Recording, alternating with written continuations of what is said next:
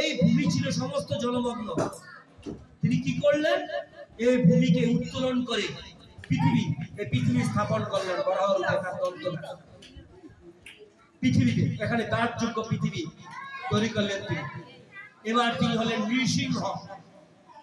বলতেছেন কি যে শুধু আমি শুধু এই যে জঙ্গল, নৃসিংহ কি পশু কোথায় বাস করে? পশু বাস করে জঙ্গলে, আর মানুষ বাস করে একটি পরিচ্ছন্ন জায়গায়, সুন্দর পরিবেশ প্রস্ফুটিত জায়গায় যায়। তাই ভগবান এবার নৃসিংহ রূপ নিয়ে তিনি প্রকাশ করলেন যে শুধু জঙ্গলে পশু থাকলেও আমাদের কি করতে হবে? ভূমিতে এসে মানব বাস করে। তাই জঙ্গলকে পরিচ্ছন্ন করে তিনি মানবের বসতি স্থাপনের ব্যবস্থা করে দিচ্ছেন একটা একটা করে। তারপরে বলতেছেন কি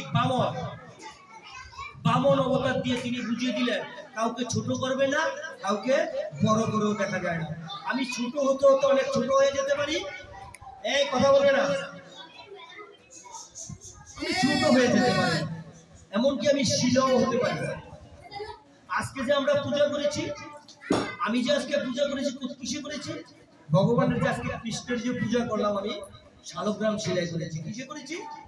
শালগ্রাম শিলা। আজকে বলো আছে, শাস্ত্র বলতেছে আজকে তুমি গোবিন্দের অভিষেক করাবে শালগ্রাম শিলা। শালগ্রামে আমি বিরাজমান থাকি। তাহলে ভগবান পাথর হয়ে ছোট হয়ে যেতে পারেন, অনেক বিশাল হয়ে যেতে পারেন। ভগবান বলতেছে অমলকির মতো, ওই যে অমলকি এত ছোটটুকু যে গোপা সেই শালগ্রাম আছে তার মধ্যে আমি বিরাজমান থাকি, এবং এটা উৎকৃষ্ট, আমি এর মধ্যে বিরাজমান থাকি। তারপরে বলতেছে কি পরশুরামের হাতে কি আছে? তিনি কুঠার দিয়ে কি করলেন? বলতেছে দেখো জঙ্গল সাফ করো, বাসযোগ্য ভূমি তৈরি করো। জঙ্গলেও বাস করতে হবে আমাদের। এই জঙ্গল যদি সারা পৃথিবী থাকে তাহলে মানুষ বাসযোগ্য হবে না। তাই কুঠার দ্বারা তিনি সমস্ত জঙ্গল সাফ করে তিনি কি করলেন? বিভিন্ন কাঠ সংগ্রহ করে মানুষের উপযোগী বাসগৃহ তৈরি করার ব্যবস্থা করে দিলেন। তারপরে বলতেছে ভগবান রামচন্দ্র আসলেন, তিনি মর্যাদা পুরুষোত্তম। তিনি এসে দেখিয়ে দিলেন কিভাবে পিতার সেবা করতে হয়, কিভাবে মাতৃ সেবা করতে হয়, কিভাবে পিতৃ সেবা করতে হয়, কিভাবে প্রজা সকলকে পুত্রের মতো পালন করতে হয়, কিভাবে স্ত্রীর সাথে সম্পর্ক সৌন্দর্য করতে হয়, কিভাবে স্বামী স্ত্রীর বন্ধনকে দৃঢ়তা করতে হয়, কিভাবে একজন সৎপুত্র হতে হয়, সেই শিক্ষা তিনি দিয়ে গেলেন যে পুত্রের কর্তব্য কি, সেই শিক্ষা তিনি দিয়ে গেলেন। তারপরে আসলেন আমাদের ভগবান শ্রীকৃষ্ণ।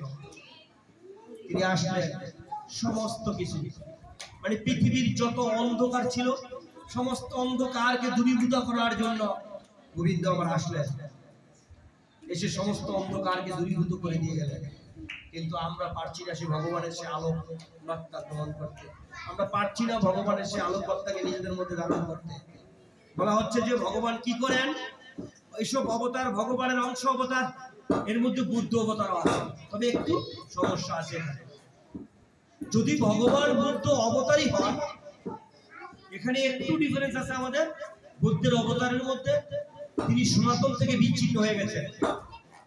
সনাতন থেকে যেহেতু প্রত্যেকটি আমি এখানে যাদের নাম বলেছি প্রত্যেক আমাদের সনাতনের, প্রত্যেকই সনাতন। তারপরে উনি সনাতন থেকে বিচ্ছিন্ন হয়ে অহিংসা পরম ধর্ম পালন করেছেন, কিন্তু ধর্মের বাণী প্রচার করে গেছেন, কিন্তু তিনি সনাতন থেকে একটু দূরে সরে গিয়েছেন।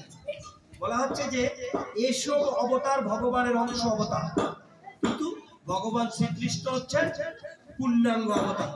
বলা হচ্ছে তিনি কি করেছেন, এই যে এদের মধ্যে আছে কি অবতার আছে? পুরুষ অবতার, গুণ অবতার, লীলা অবতার, সপ্তাবেশ অবতার, মন্বন্তর অবতার এবং যুগ অবতার। তারা বিভিন্ন নির্ধারিত সময়ে বিভিন্ন স্থানে অবতরণ করেন, কিন্তু ভগবান শ্রীকৃষ্ণ তিনি হচ্ছেন সমস্ত অবতারের উৎস। তাই তাকে বলা হয় অবতারের অবতরী। তিনি দাবর যুগে সমস্ত রাজধর্ম ভুলে গিয়ে সমস্ত রাজারা প্রজাদের সাথে অত্যাচার নিপীড়ন সমাজে বিভিন্ন সমস্যা জর্জরিত করেছেন। সেই সমস্ত রাজারা শেষ চেদিরাজ শিশুপাল, মথুরার কংস, কুরুবংশের ধৃতরাষ্ট্র পুত্র দুর্যোধন এবং তার ভাইরা, সমস্ত কৌরবরা তারা অত্যাচারে জর্জরিত করে দিয়েছিল। তাদের জ্যাঠাতো ভাই, সে পাণ্ডবরা সহ তার কাকাতো ভাই, তারা মিলে সবাই মিলে একটি সুন্দর পরিবেশ সৃষ্টি করতে চেয়েছিল। কিন্তু যখন তারা এই সুন্দর পরিবেশটিকে বিচ্ছিন্ন করে দেন, তখনই শুরু হয়ে যায় ভ্রাতৃত্বের যুদ্ধ। এই সংসারে এই যুদ্ধ চলছে, এটা থামছে না। সংসার যুদ্ধে আমরা এখনো চলছি, সেখান থেকে আমরা শিক্ষা নিতে পারিনি। এই শিক্ষাটা আমাদের দরকার ছিল যে ধৃতরাষ্ট্রের মতো ব্যক্তি, তার 100 পুত্র তারা জীবিত থাকতে পারেনি, কারণ তারা সত্যের পক্ষে ছিল না, তাই তারা হত হয়েছে।